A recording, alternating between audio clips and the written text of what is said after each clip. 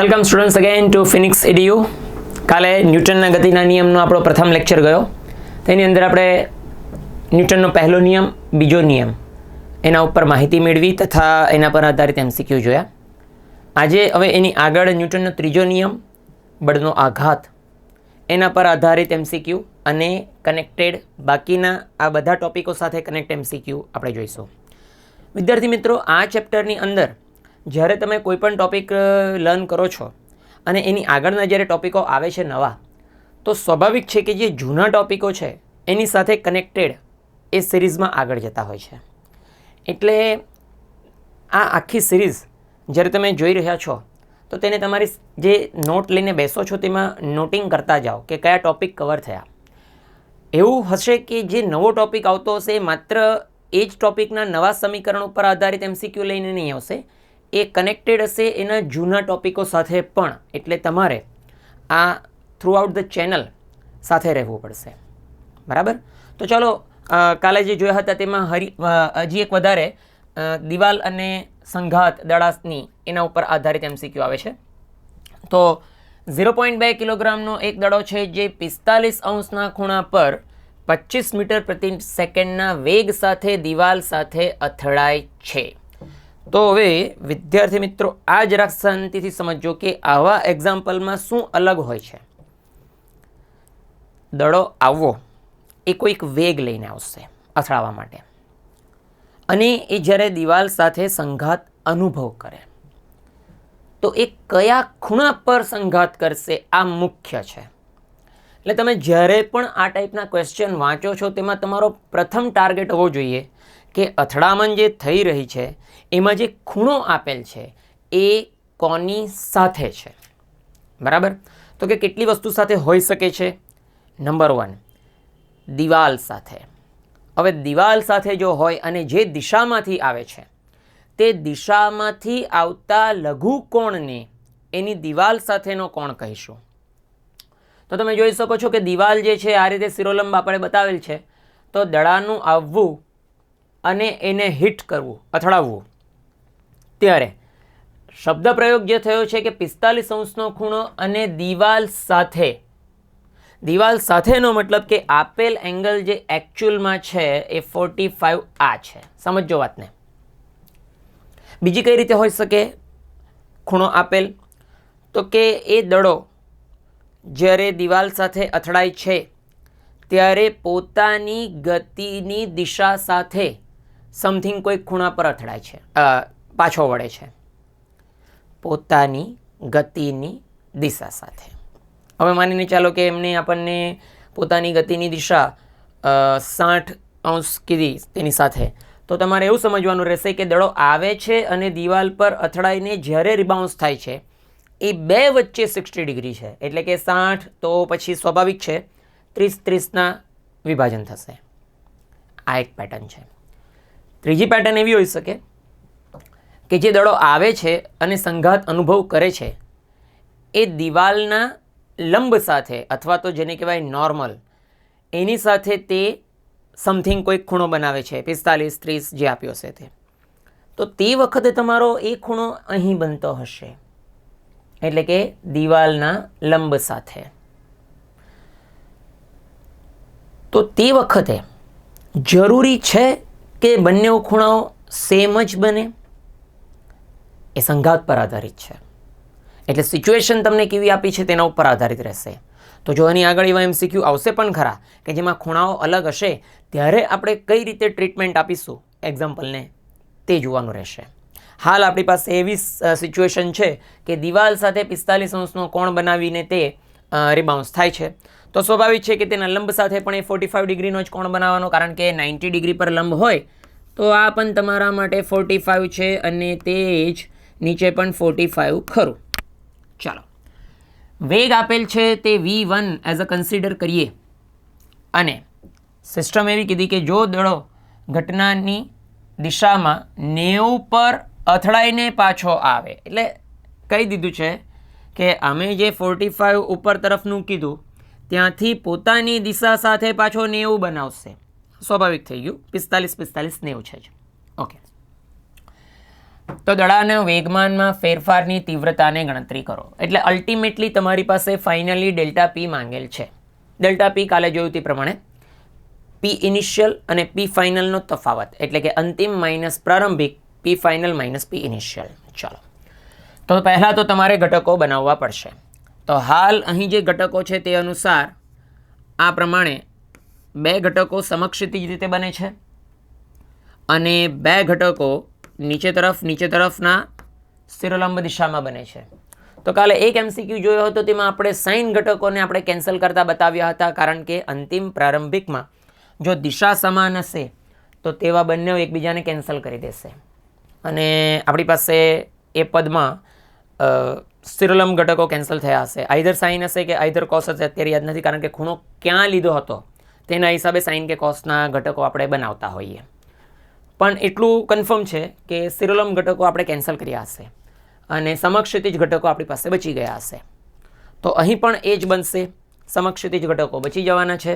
અને જો મૂલ્યની વાતો કરીશું તો મૂલ્યની વાતોમાં આપણી પાસે કન્ફર્મલી ડેલ્ટા પી આવશે 2 ટાઈમ્સ mv અને એ વીનો એ ઘટક કે જે સમક્ષિતિજ ઘટક હોય. તો સમક્ષિતિજ ઘટક માટે આપણી પાસે mv cos ઘટક ખરો, તો cos લખી દઈએ અને 45ના એંગલ બધા જ છે એટલે 45 લખી દઈએ. તો તે વખતે 2 ટાઈમ્સ દ્રવ્યમાન m, દ્રવ્યમાન આપેલ છે 0.2 અને વેગ જે છે 25, એટલે કે બેઉ સમાન છે. એ કન્ડિશનમાં બેઉ 25 v1 v2 એમ કરીને જોઈન્ટ કરેલા હતા કાલે આપણે. અને cos 45ની કિંમત આપણી પાસે ટેબલ પરથી 1/√2. ચાલો, તો જો આમાં આપણે વિચારીએ તો 4, 25 ચોક 100 એટલે કે ઉપર 100 અને નીચે આ 10, એક મીંડું કેન્સલ, √2 જે ખરું, એટલે તમે કહી શકો છો કે 10ની નીચે વર્ગમૂળ 2 આ એક તમારો જવાબ હોઈ શકે. અથવા હજી તમે એક √2 જો કેન્સલ કરાવો તો પછી તે 5 વર્ગમૂળ 2 આ પણ શક્ય બને, રાઈટ. તો બેમાંથી જે જવાબ આપ્યો હોય તે તમારો આન્સર બને, બંને સાચા છે, ખોટું એક પણ નથી. તો અહીં આપણને આપેલ છે આ 5 વર્ગમૂળ 5 વર્ગમૂળમાં 2. ઓકે, તો 5 વર્ગમૂળ 2 એટલે 10ના નીચે હોતે તો પણ કંઈ વાંધો નહીં, પણ એક સ્ટેપ હજુ ફોરવર્ડ કરી દીધું તો આવી જાય છે. ટૂંકમાં આ છે. એટલે કાલે જે એક્ઝામ્પલ કરેલો હતો એ ફૂલ ફોર્મમાં કરેલો હતો કે કઈ રીતે મેં આઈ કેપ સાથે અને જે કેપ સાથે શિરોલંબ ઘટકો અને સમક્ષિતિજ ઘટકોને આપણે ડિસ્કસ કર્યું. તો એટલે જ તમને કહું છું કે આગળના જે એક્ઝામ્પલ્સ MCQ આપણે જોયા હોય એ ફોરવર્ડ થશે નોલેજ. એટલે હવે જો નવું એના ઉપર આધારિત આવ્યું તો આપણે આ પ્રમાણે કામ કરી લઈશું ડાયરેક્ટ. ઓકે, બટ એકવાર તમને મેં બતાવી કાઢ્યું કે કઈ રીતે એ કેન્સલ થતું હતું. ચાલો નેક્સ્ટ વન ઉપર જઈએ. તો નેક્સ્ટ વનમાં આપણી પાસે ફરી એકવાર આવે છે 0.2 કિલોગ્રામનો દડો છે, સમક્ષિતિજ રીતે 30° ખૂણા પર 25 મીટર પ્રતિ સેકન્ડના વેગ સાથે જ દિવાલ સાથે અથડાય છે. બરાબર. જો દડો સમક્ષિતિજ તરફ 60° અથડાઈને પાછો આવે તો દડાના વેગમાનમાં થતા ફેરફારની તીવ્રતાને ગણો. સમક્ષિતિજ રીતે, આ શબ્દ પ્રયોગ જોજો, સમક્ષિતિજ રીતે. એટલે દડો સમક્ષિતિજ નથી આવતો કારણ કે ખૂણો બને છે 30નો, પણ સમક્ષિતિજ રીતે એટલે સમક્ષિતિજ સાથે 30°નો કોણ. તો આકૃતિમાં જોઈ શકો છો એ 30° અહીં બનેલ છે સમક્ષિતિજ સાથે. શબ્દ પર બધું ચાલશે કે ક્યાં તમને ખૂણો આપ્યો છે. 25ની ઝડપ છે એટલે એને આપણે v1 જો કહીએ, બરાબર. અને જો દડો સમક્ષિતિજ તરફ 60° પર અથડાઈને પાછો ફરે છે એટલે આ 60, અને સમક્ષિતિજ તરફ એટલે સ્વાભાવિક છે 30 પર આવવું, 60 પર જવું. વિદ્યાર્થીઓ આ વખતે ખૂણા સેમ નથી, જુઓ. ઓકે, એટલે આ પાછી નવી નોલેજની સિરીઝ લઈને આવશે. એટલે સિસ્ટમ દેખાવમાં સેમ લાગે છે, કાલે જોયું, આજે એક આની આગળ જોયું, ફરી એક આ જોયું, તો દેખાવમાં ભલે સેમ છે બટ ઓબ્વિયસલી વાક્ય રચના પ્રમાણે સ્ટ્રક્ચર બદલાય છે, તે પ્રમાણે તમારે કામકાજ કરવું રહેશે. તો ચલો આને બી જોઈએ કઈ રીતે થાય. તો જો ખૂણા અલગ બને છે, તો ઘટકોના સંદર્ભે જે બે ઘટકો પડે છે ઉપર ઇનિશિયલના અને નીચે ફાઇનલના, એમાં ખૂણા બદલાઈ ગયા. ખૂણા બદલાઈ ગયા એટલે વિદ્યાર્થીઓ હવે આ ઘટકો એકબીજાને કેન્સલ કરશે નહીં. જો કેન્સલ નહીં કરે છતાં પણ જો સંરક્ષણ યુઝ થાય, કારણ કે નીચે આવતી વખતે દિવાલ પર અથડાવાથી તેની માત્ર એક્સ ગતિ જે ખરી એ અવરોધાય છે, વાય ગતિમાં ફરક પડતો નથી. એટલે વાય ગતિ તેની અચળ રહે છે. ઘટકો બદલાય છે પણ એ ઘટકો સમાન રહેશે. એટલે અલ્ટિમેટ એના વેગમાનનું મૂલ્ય વાય દિશામાં બદલાતું નથી, પણ હા એક્સ દિશામાં તે બદલાઈ રહ્યું છે. તો આપણે સર્વપ્રથમ વાય દિશા ઉપર ચર્ચા પહેલાં કરવી જોઈએ, કારણ કે આપણે આની આગળના એમસીક્યુની અંદર વાયને જ આપણે કેન્સલ બતાવી દીધું, કારણ કે તેમાં V1 અને V2 સેમ હતા, ખૂણા સેમ હતા. એટલે અહીં ખૂણા સમાન નથી તો વેગ આપણને સમાન મળશે નહીં. એટલે જ આપણે એક V1 કહીશું તો એકને V2 કહીશું. તો ચાલો લઈ લઈએ કામકાજને V1 અને V2. આ પ્રમાણે આ સ્ટ્રક્ચરને આપણે નેમ આપીશું MV2 MV2. ને અહીં એકચ્યુઅલી V1 હોય, જેમાં 25 રેડીમેડ આપણને લખ્યું જ છે. એ એકચ્યુઅલી V1 છે. V1 sign, V1 cos. અને હા, દડો અથડામણ થાય ત્યારે દડાનું દ્રવ્યમાન બદલાતું નથી. એટલે અથડામણ પહેલાં કે અથડામણ પછી M1 M2 નહીં આવશે. ક્લિયર? એ તો સ્વાભાવિક છે. તો આ પરિસ્થિતિમાં વાય ઘટક માટે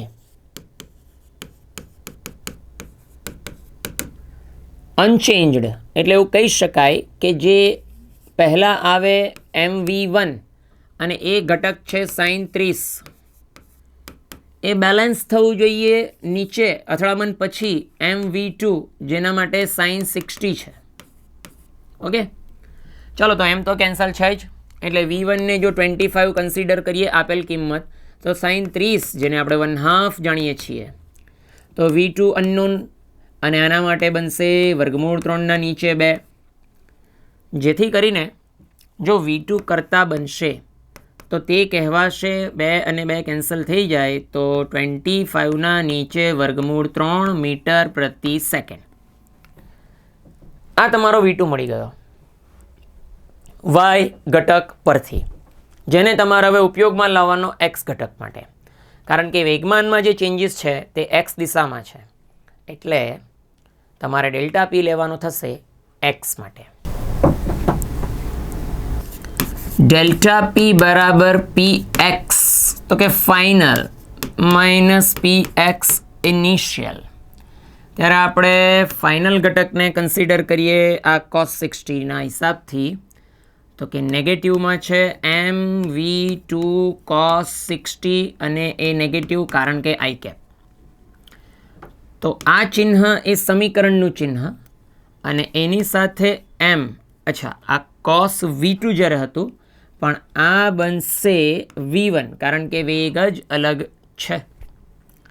અને કોસનો આ ખૂણો બનતો હતો 30 આવતી વખતનો I cap.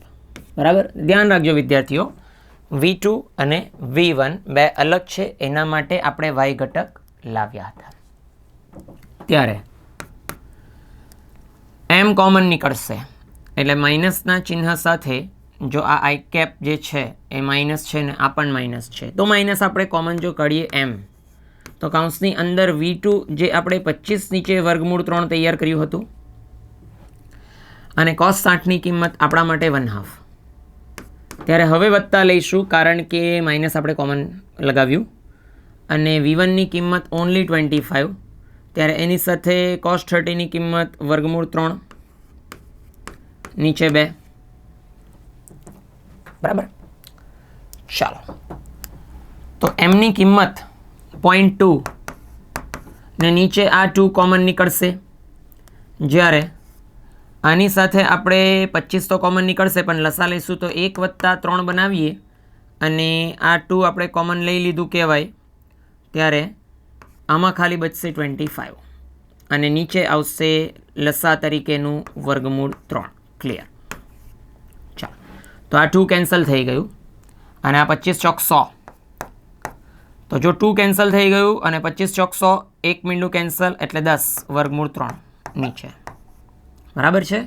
Delta P newton into second. તો એમ કરીને આપણી પાસે આન્સર એક ક્લિયર છે. તો વિદ્યાર્થીઓ, આમાં તમારે ધ્યાન રાખવાનું હતું કે V1 અને V2 અલગ છે. કાળજી રાખજો. એટલે અહીં તમે બંને સમાન ન થઈ જાય તે કાળજી રાખજો. ચાલો નેક્સ્ટ વન. તો અહીં એક નાનકડા ટોપિકને ઇન્ટ્રોડ્યુસ કરીએ જેને કહેવાય આઘાત, એટલે કે બળનો આઘાત. તો ટેકનિકલી જોવા જાય તો નવું તો કશું નથી. તમે ન્યૂટનનો બીજો નિયમ કાલે જે જોઈને આવ્યા, જેમાં ચોખ્ખું બળ F એ વેગમાનમાં થતા ફેરફારના દર બરાબર છે. એટલે તમે ત્યારે F is equal to delta પીના નીચે ડેલ્ટા ટી આમ કરીને કોઈક સમીકરણ લાવ્યા.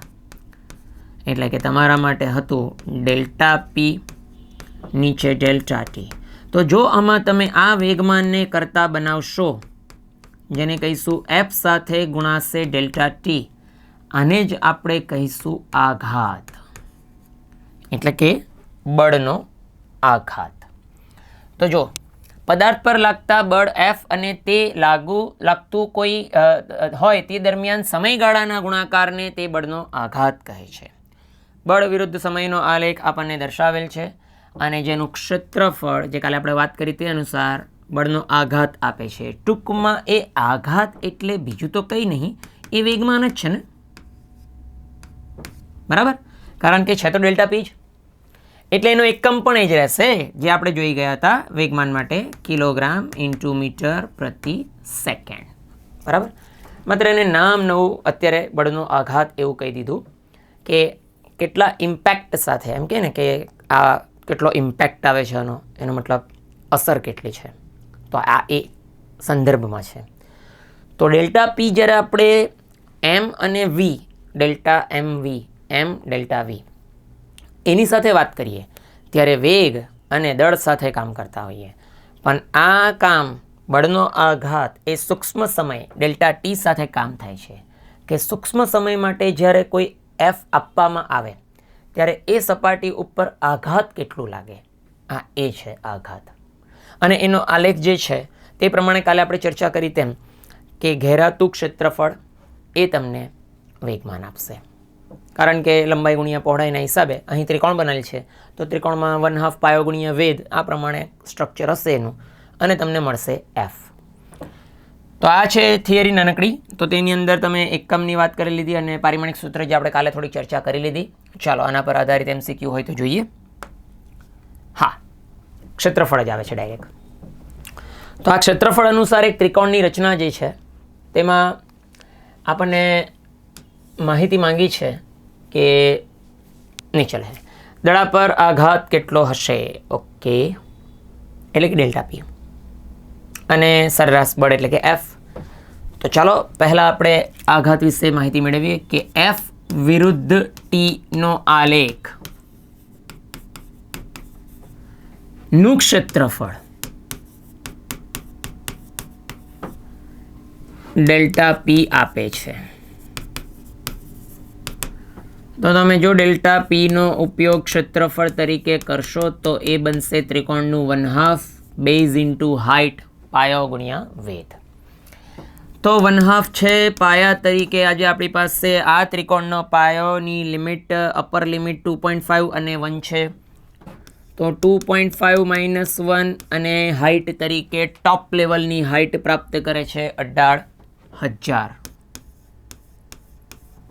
ક્લિયર? ત્યારે અહીં આ બનશે 1.5/2 અને આ 18,000. તો આ પ્રમાણે તમે ગુણાકાર કેલ્ક્યુલેશન કરીને આન્સર લાવશો એ તમારો હશે એકમ ન્યૂટન ઇન્ટુ સેકન્ડમાં. ઠીક છે.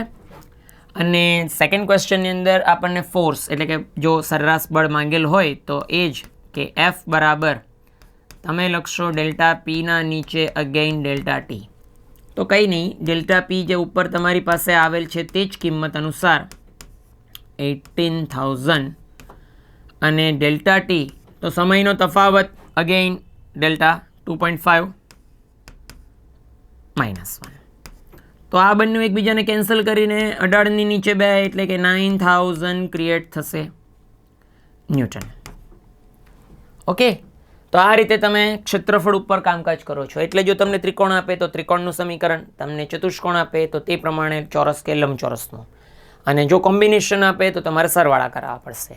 ઠીક છે, આગળ આવશે MCQ એ ટાઈપના લેવલ 1 લેવલ 2માં આપણે જોઈ લઈશું. તો નેક્સ્ટ વનની અંદર આપણી પાસે છે કે 6 મીટર પ્રતિ સેકન્ડે 1 કિલોગ્રામ વજનનો એક હથોડો દિવાલ પર અથડાય છે. ઓકે, જેના માટે ડેલ્ટા ટી 0.1 સેકન્ડમાં સ્થિર થાય. તો ગણતરી કરો નંબર 1 બળના આઘાતની. તો વિદ્યાર્થીઓ આઘાત એટલે બીજું કંઈ નહીં, ડેલ્ટા પી, જેના માટે તમે અહીં 6 મીટર પ્રતિ સેકન્ડની ઝડપ એટલે વી આપેલ છે. તો આ વી કયો વી હશે? તો કે મારતી વખતે હેમરથી જ્યારે શરૂઆત કરવામાં આવીએ તો એ હશે ઇનિશિયલ. અને દિવાલ પર અથડાય છે તો વિદ્યાર્થીઓ દિવાલ પર અથડાવાનો એટલે શું? દિવાલ પર એની ગતિ અટકી જવાની એટલે વી ફાઇનલ બરાબર 0 હશે. ઓકે, તો તમે પદ લગાવો એમ ડેલ્ટા વી, જેમાં એમ પછી આવશે વી ફાઇનલ માઇનસ વી ઇનિશિયલ. તો દ્રવ્યમાન જે છે તે આજે આપેલ છે હથોડી માટે 1 કિલો, અંતિમ 0 થવું જોઈએ, અને 6ની આ જ ઝડપ જેને કહેવાય. તો આન્સર તમારા માટે તૈયાર છે. 6 એકમ તરીકે આવશે ન્યૂટન ઇન્ટુ સેકન્ડ, પરંતુ માઇનસમાં, એટલે આપણી પાસે આન્સર બને છે 1. ક્લિયર? ચાલો, સરેરાશ અવરોધક બળ તો કે એફ કેટલું? હવે એફ માટેનું સમીકરણ પાછું બનવાનું ડેલ્ટા પી ઇન્ટુ ડેલ્ટા ટી નીચે એટલે કે ભાગ્યા હશે. તો તે ભાગ્યા કરીએ તો તે વખતે આ -6 ઉપર મળેલ છે અને સમયની અવધિ આપેલ છે 0.1, એટલે 10 ઉપર જઈને 60 તૈયાર ન્યૂટન. તો ક્યાં છે આપણું ન્યૂટન? આ રહ્યું, જે મૂલ્ય સ્વરૂપે આપણે અહીં આપેલ છે આપણે -60, કારણ કે હથોડીની ગતિ અટકી ગઈ છે.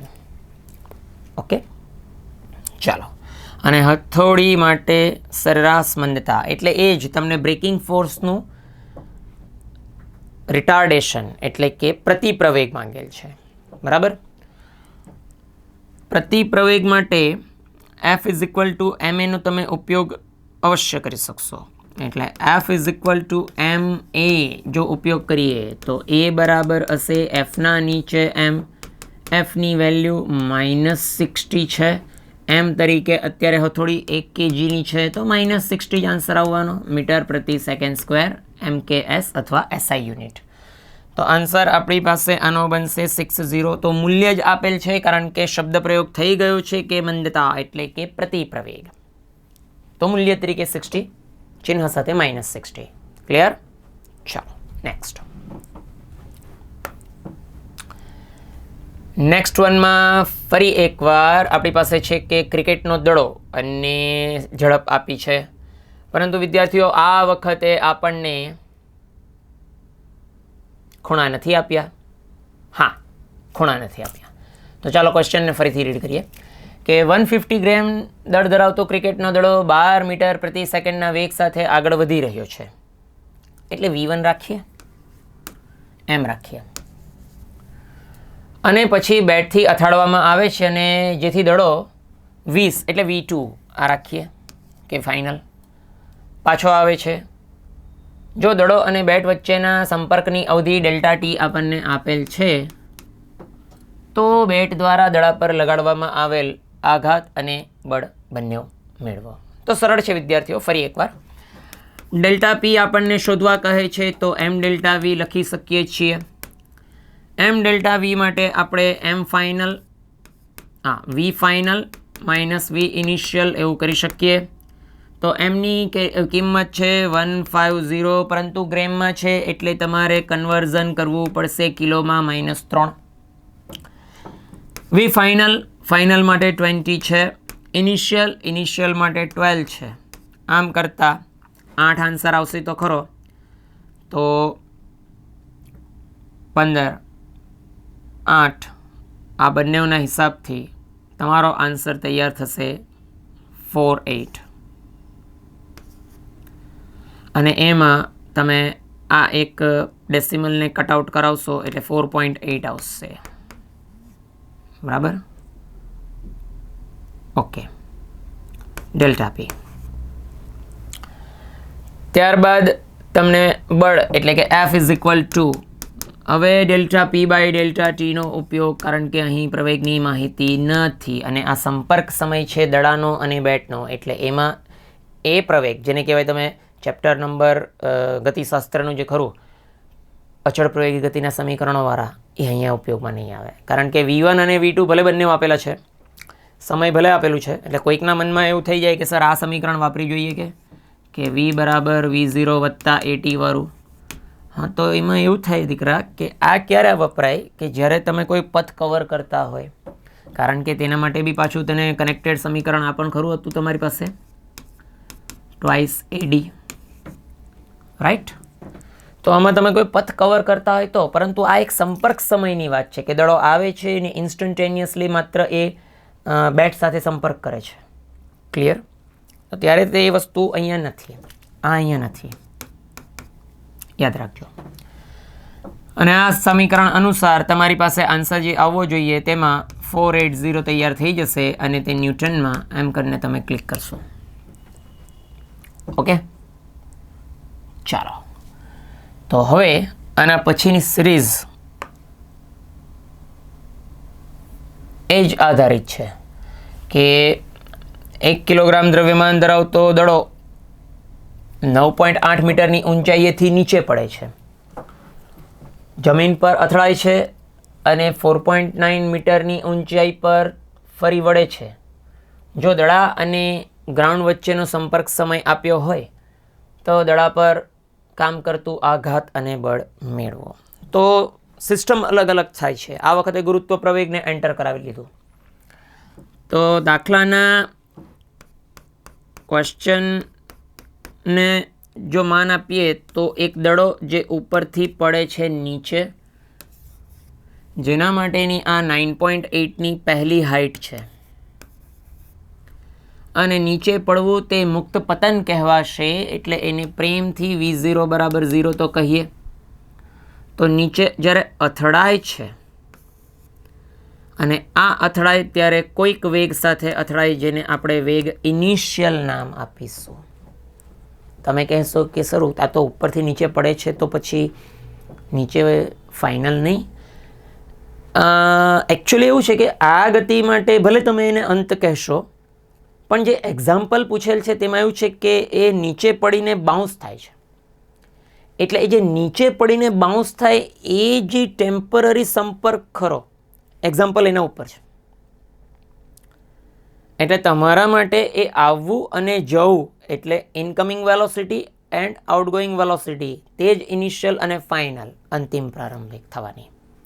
એટલે અહીંયાથી જ્યારે અથડાઈને એ પાછો રિટર્ન થશે, આમ આ વેગ એના માટે થવાનો તે પેલો ઉપર જતી વખતનો ફાઇનલ, અને તે આટલું જ ઉપર ગયું. કેમ? અરે કીધું 4.9 જ, આટલું 4.9, મતલબ કે આ લેવલ પર આવીને એનો વેગ શૂન્ય થઈ ગયો. ઓ યસ. તો ઉર્જા સંરક્ષણના નિયમ પ્રમાણે ઉર્જાનો લોસ થયો કે ઉપરથી આવતી ઉર્જા સ્થિતિ ઉર્જા જ્યારે નીચે તરફ પડે છે એટલે ગતિ ઉર્જામાં રૂપાંતરણ થઈ. અથડામણ વખતે જો એ ઉર્જાનો લોસ ના થયો હોતે તો એ ફરી પાછી ગતિ ઉર્જાને સ્થિતિ ઉર્જામાં રૂપાંતરણ કરવા જતે, પણ એવું થયું નથી. અને સિચ્યુએશન પ્રમાણે 9.8થી પડતો પદાર્થ રિબાઉન્સ થઈને માત્ર 4.9 સુધી ગયો. તો આ તમને યાદ કરાવતો હશે એક એવો દાખલો જે NCERTમાં હતો, ચેપ્ટરનું પેલું કાઇનેમેટ્રિક્સ એટલે ગતિશાસ્ત્રમાં. એમાં એવું હતું કે દડો નીચે પડવું અને પડતી વખતે તેનો વેગનો 10મો હિસ્સો ગુમાવે છે વાળો, 12 સેકન્ડ વાળો બાઉન્સ. એક્ઝેક્ટલી તેમાં પણ ઉર્જા સંરક્ષણનો ઉપયોગ હશે. એટલે આના પછીનું જે આપણું આવતું ચેપ્ટર જે છે કાર્ય ઉર્જા પાવર, આમાં એની માહિતી વિસ્તૃત મળશે કે ઉર્જાનું શું થયું. તો હાલ આપણે ચિંતા નથી કરવાની ભાઈ કે ઉર્જાનું શું થયું. આપણે જે સિસ્ટમ છે તે પ્રમાણે આપણે ખાલી ડેલ્ટા પીને ઓબ્ઝર્વેશનમાં લેવાનો છે. તો આપણને જોઈશે વી ફાઇનલ અને વી ઇનિશિયલ આ બે. તો તેના માટે તમે હવે ઉપયોગમાં કરશો પેલો સમીકરણ કે જે અત્યારે જ મેં લખ્યું હતું, v minus v initial final initial is equal to a અને ટી. તો અહીં નીચે પડતી વખતે ગુરુત્વ પ્રવેગ ધન જો લઈએ તો ટી નથી ખબર સર, કારણ કે ઉપરથી નીચે પડવું. એક્ઝેક્ટલી. તો આ સમીકરણ યુઝ નહીં થાય. તો બીજું સમીકરણ પેલું ડી બરાબર V0t પ્લસ 1/2 AT સ્ક્વેર ને એમાં પણ સમય આવે. ઓકે, તો પછી તો આ એક જ બચી ગયું. હવે વી સ્ક્વેર માઇનસ V0 સ્ક્વેર વાળું ટ્વાઇસ ઓફ એ ડી ની જગ્યાએ GH1. હા, અને આ જે ફાઇનલ ઇનિશિયલ છે એને તમારે નોર્મલી લખવાનું હતું એકચ્યુઅલી 0, અને આ તમારા માટે તે આ 0 ઇનિશિયલ અને આ ઇનિશિયલ. તો અહીં ટૂંકમાં આ જે છે તેને આપણે V1 જો નેમ આપી દઈએ, અને શરૂઆતમાં ઉપરથી પડતું હતું તે 0, ગુરુત્વ પ્રવેગ પ્લસ એટલા માટે લીધું કે પદાર્થ નીચે પડી રહ્યો છે. તો 2 ટાઈમ્સ 10 લઈ લઈએ, અને h જે છે તે આપેલ છે કિંમત 9.8. આમ કરતાં આપણી પાસે આની જે કિંમત બચવાની એ બચે છે 2 ટાઈમ્સ એટલે 19.6, અને આ છે V1નો વર્ગ. ક્લિયર?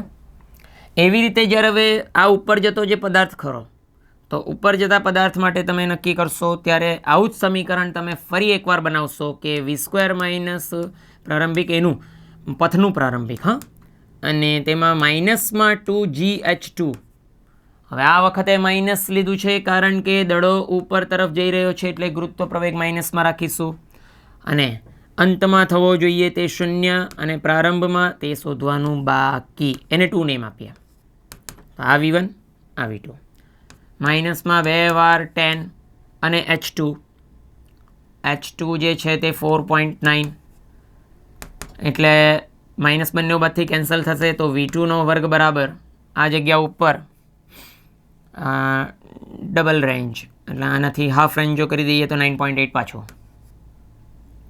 બરાબર, એટલે 98. અને આ 0 આની સાથે કનેક્ટેડ થશે એટલે પોઈન્ટ કટ થઈ જશે વિદ્યાર્થીઓ, એટલે ખાલી આપણા માટે 196 હશે જ્યારે આ 98 હશે.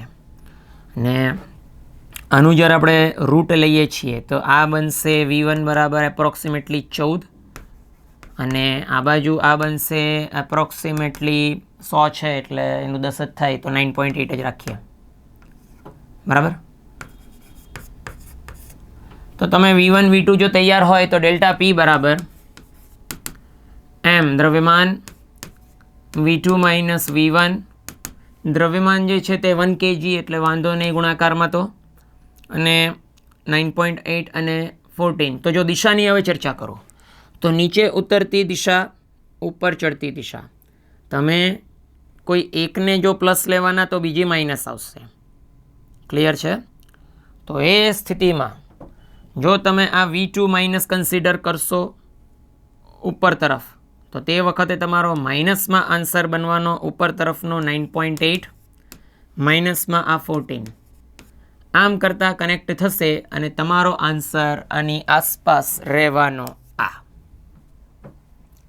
બરાબર છે? તો અહીંયા મૂલ્ય છે એટલે માઇનસ માઇનસ પ્લસ થઈ જશે. યાદ રાખજો, આ કેમ બંને માઇનસ કર્યું? કારણ કે V2 ઉપરની ગતિ છે, તો કોના માટે તમે ધન ગણશો? તો કે નીચે આવે એને જો તમે ધન ગણશો, એટલે V1 તરીકે તમે આ 14ને જો ધન દિશા તરીકે ગણશો, તો આ એનાથી વિરુદ્ધ ઉપર નેગેટિવમાં ગણશો, એટલે અહીં એ વસ્તુ નેગેટિવ અને આ ચિહ્નનું નેગેટિવ છે 14ની આગળ, એટલે ઓછા ઓછા વધતા થઈ જશે અને તમારો આન્સર બનશે આ. અને એફની ગણતરીમાં તમે પેલા ડેલ્ટા ટીને ઇન્ટ્રોડ્યુસ કરશો એટલે તેનાથી તમારો આન્સર બની જશે પોઈન્ટ કટ થઈને. ક્લિયર? ચાલો વિદ્યાર્થીઓ, તો આજે તમને સારા એવા MCQ ન્યૂટનના બીજા નિયમ પર અને વેગમાન પર અને આઘાત પર મળે છે. આનાથી આગળના પોઈન્ટ ઉપર આપણે નેક્સ્ટ લેક્ચરમાં જઈશું ન્યૂટનનો ત્રીજો નિયમ, અને એ ત્રણેય નિયમ વત્તા આઘાત, આ કન્સેપ્ટ બધા મિક્સ થશે હવે. અને એના પછીનો આ જે લેક્ચર 3જા નંબર પર આવશે એ આ બધું મિક્સ લઈને આવશે. ઓકે, જેની અંદર આપણે લેવલ 1 લેવલ 2માં જો આવતા હશે તે MCQ, PYQના MCQ પણ અંદર એન્ટર કરાવી લઈશું. PYQના MCQને આપણે ઘર્ષણનો ટોપિક ચાલુ થાય તે પહેલાંના ટોપિક જે સંરક્ષણ સુધીના જે આવશે આપણી પાસે વેગમાન સંરક્ષણ, એ એક સાથે આપણે PYQ લઈ લઈશું. એટલે PYQના આપણે પાર્ટ્સ પાડી દઈશું ઘર્ષણના આગળના ટોપિકો પર અને ઘર્ષણને પાછળના ટોપિકો ઉપર. ઓકે, એટલે PYQ આપણે 2 સેશનમાં કરીશું. ત્યાં સુધી થેન્ક યુ, મળીએ.